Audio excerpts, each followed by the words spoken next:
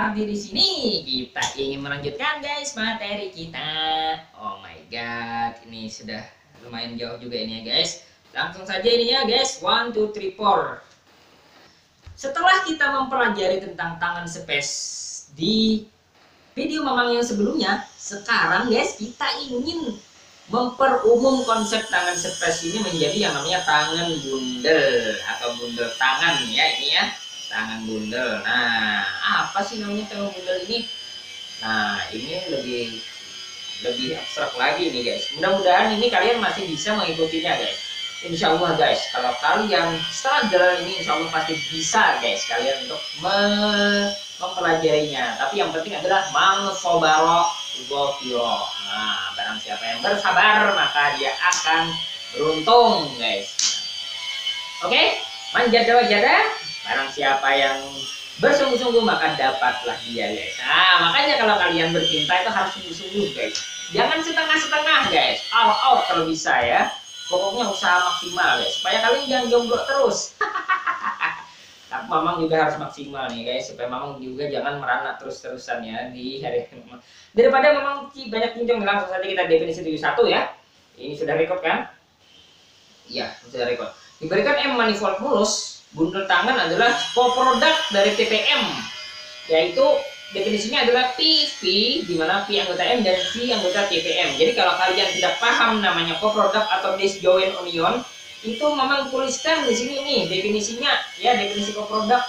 Kalian boleh memakai definisi ini, boleh juga memakai definisi ini ya. Buat kalian yang sudah matematikal profesional, kalian boleh menggunakan konsep co-product ini. Insya Allah akan sama hasilnya dengan ini guys ya. Kita langsung saja pada bab sebelumnya, kita memandang P anggota M ini sebagai suatu yang fix. Ingat ya. Jadi pada saat materi sebelumnya atau di video sebelumnya kita memandang P anggota M ini sebagai sesuatu yang fix, seperti halnya geometri diferensial. Nah, akibatnya untuk setiap XP anggota TPM ini XP dimana CI ini ya XP, nah dengan CI nya konstanta gitu.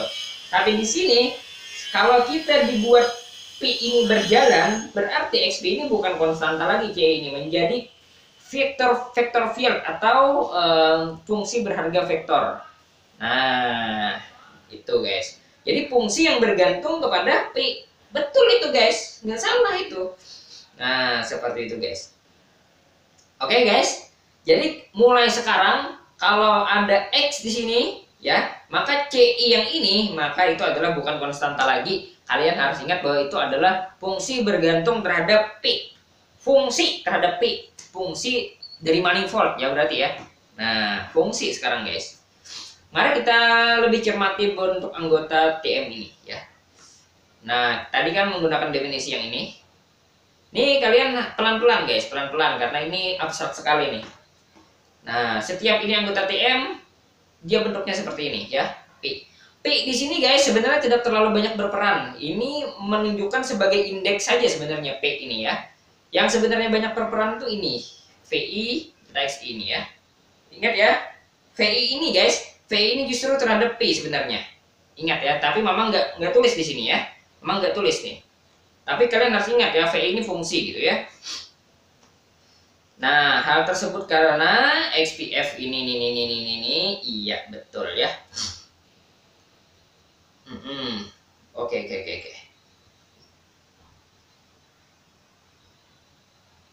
Oke, ini bentuk yang kemarin ya guys. Jadi kalau kalian mau meregard dia sebagai kurva, maka kalian gunakanlah rumus yang ini. Nah ini ya, dan ini chartnya ya. Chartnya ini fix nih. Chartnya fix atau tetap ya. Sekarang kita ingin memandang tangan bundel ini sebagai manifold. Nah ini ya, ternyata tangan bundel ini diklaim sebagai manifold juga ya guys. Diberikan MAM manifold mulus. Nah sekarang ini diberikan manifold mulus dan ini chart pada ini dibentuk ya. C star adalah dari proyeksi inverse U RM ke RM, sehingga C star ini P dikenakan terhadap P VI doi xi itu menjadi hasilnya ini hasilnya ini ya. Kenapa? Karena ini kan inverse ya. Ya, pokoknya itu ya. Jadi dia dari proyeksi dikenakan ke dirinya sendiri mendapat ini di tangan bundelnya. Nah, dipetakan ke sini menjadi ini. Ya, artinya itu adalah dia memetakan dari tangan bundel kepada chart yang bersangkutan, ya. Nah, gitu. Kepada chart yang bersangkutan atau petanya dari vektor tangan yang ada di dalamnya itu ke vektor atau vektor space yang ada di RM cross RM ya. Nah, itu. Oke, dengan PP ini adalah P. Nah, ini rumusnya, rumus untuk proyeksi ya, proyeksi ini. Jadi proyeksi kalau dipetakan ini yang terhadap P saja. Nah, itu. Oke, jadi proyeksi inversnya berarti dari P ini ke sini, ya. Ini agak aneh sih sebenarnya sih, agak aneh ya. Proyeksi inverse U ya. Oke. Kemudian PP ini, nah berarti ini himpunan ya, bukan peta guys. Nah, himpunan ini banyak sekali nih, berarti nih anggotanya ya. Oke, P ini anggota TM, oh ya betul ya. Oke. Kemudian P inverse ya. Oh ini ternyata ini guys, bijektif. Nah, dengan P inverse-nya itu rumusnya ini. Nah, dikembalikan ke fungsi awalnya gitu ya, ke domain awalnya. Ya, ini kayak membalik-balik aja sebenarnya. Nah, jelas bahwa ini adalah bijektif. Oke, P star bijektif, C star ya bijektif ya. Nah, sekarang apa yang terjadi nih? Himpunan A subset TM dikatakan terbuka relatif. Oh, ini mau mendefinisikan topologinya, guys. Nah, kita ingin membangun struktur topologi pada TM. Terbuka relatif terhadap char U P C ya, jika setiap P star A ini subset dari PU dikroskan Rn, artinya ini adalah produk topologi ya. Topologinya itu adalah produk topologi. Nah, itu terbuka. Perlu dicatat di sini. Nah, berarti ini ya. Ini nanti membentuk topologi gitu harapannya ya. Kemudian jadi definisinya ini dasarnya guys, dasarnya mendefinisikan himpunan terbuka. Nanti kalian harus buktikan bahwa dia membentuk topologi. Perlu dicatat di sini karena TPU sama dengan TPM, maka TU sama dengan TM. Oke, masuk akal ya. TPU sama dengan TPM, dan maka TU sama dengan TM. Ya. TPM. Oh iya itu ya. Oke, real ya. Real. TU sama dengan TM dengan U-nya fix ya. Oke. Jadi akibatnya TM dengan ini terbuka gitu. Kenapa? Karena bayangan dari TM itu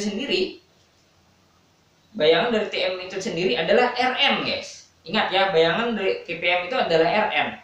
Dan Rn itu kan terbuka ya, secara topologi. Nah, Rn plus Rn terbuka lagi. Makanya, dalam hal ini dengan elemen kosong terbuka. Nah, ini mau dibuktikan lagi nggak nih? Untuk yang ini, irisan.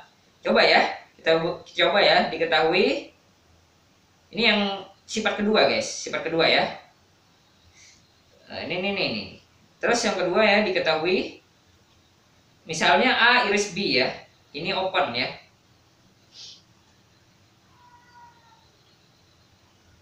Nah, artinya ini star A, ini ya ini star A dan B star B, ini open, ya kan? Open to open ya, berdasarkan ini guys. Nah, itu.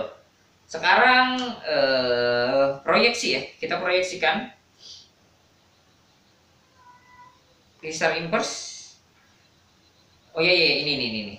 Akibatnya adalah P star A iris B ini sama dengan Nah, ingat guys, karena P star ini kan bijektif ya.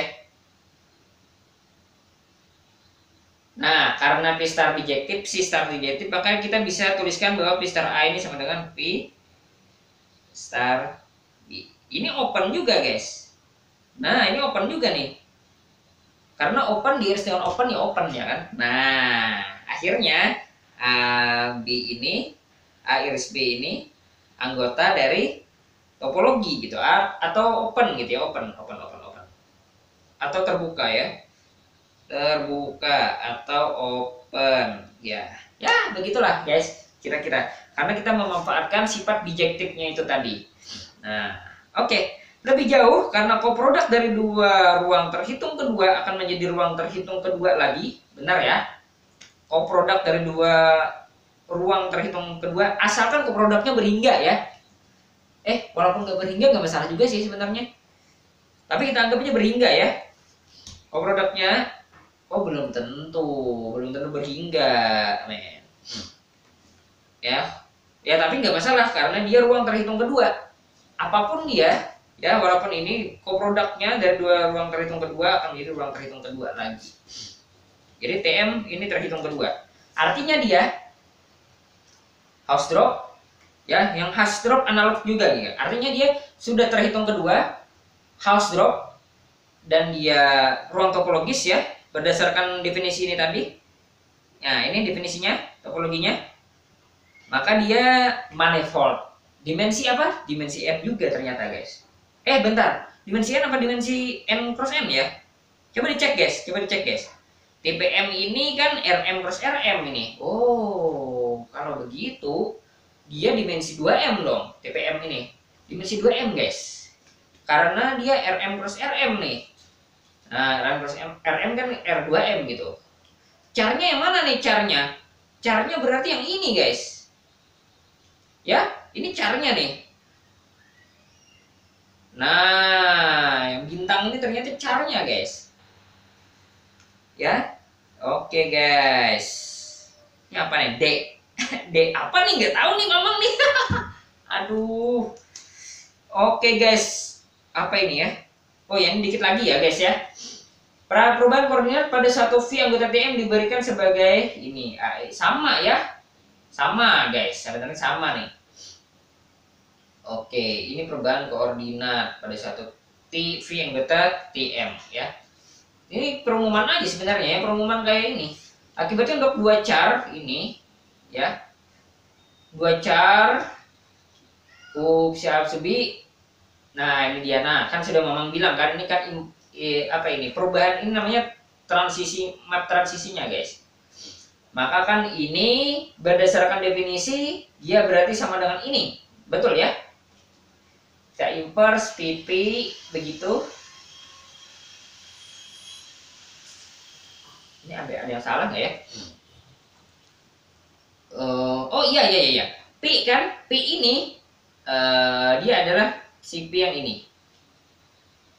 Nah, bentar nih, ada yang salah nih. Ini kayaknya adalah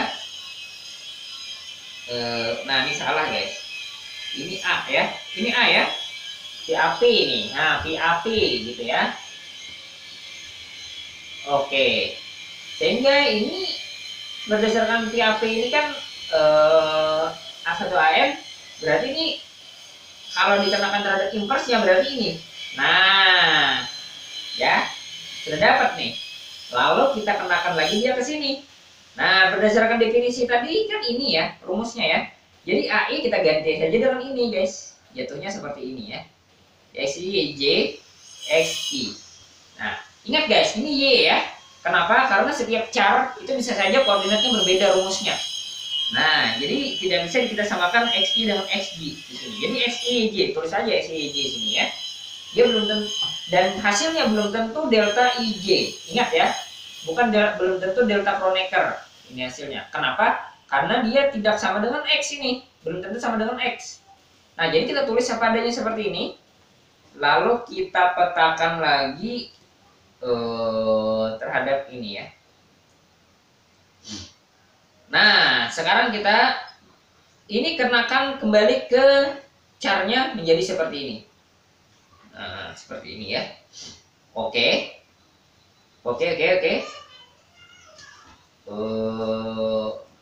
EB ini dan ini.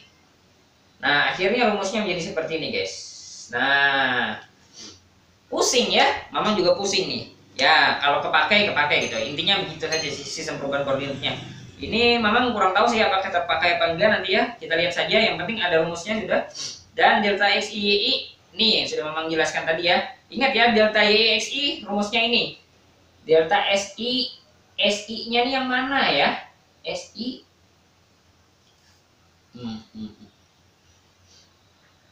ini SI ini, guys. Oh, ini memang paham nih. Ini SI yang di bawah, guys. Jadi SI ini yang berkenakan char yang berkaitan dengan YI yang di atas ini ya. Jadi SI-nya di bawah ini. Oke, baru di ini. Nah, XI-nya kan XI di bawah nih, XI di bawah nih. Jadi ini adalah XI yang di R. Dan ini juga yang di bawah terhadap SI yang ini. Oke? Oke. Jadi itu rumusnya. Nah, sekarang kita ingin memandang setiap penggunaan. Oh iya, guys. Mungkin itu saja, guys, dari Mamang ini terlalu lama nantinya ya.